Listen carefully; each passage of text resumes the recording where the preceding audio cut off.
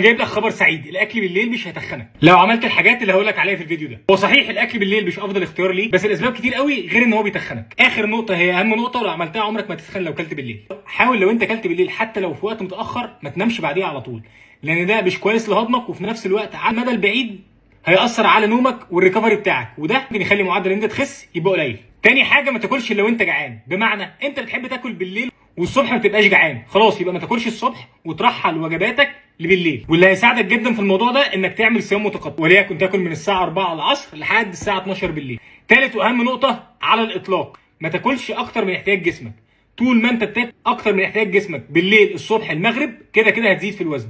فمهم جدا انك تبقى عارف جسمك بيحرق قد ايه في اليوم وتاكل اقل منه لو انت عايز تخس، ولو مش عايز تزيد تاكل قده بالظبط. يا سيدي لو موضوع انك تاكل بالليل ده هو اللي مأخرك ومخليك مش عايز تبدا، ابدا وعود نفسك سنه سنه بالتدريج انك ما تاكلش بالليل قوي. بس المهم انك تبقى عارف ان مش هو السبب الرئيسي اللي هيخليك ان انت تزيد في الوزن، ولا هو السبب الرئيسي اللي يمنعك عن الدايت. لو عايز تخس بشكل ذكي وشكل صحي اعمل لي فولو، لان هو ده اللي هعلمه لك في الفيديوهات الجايه.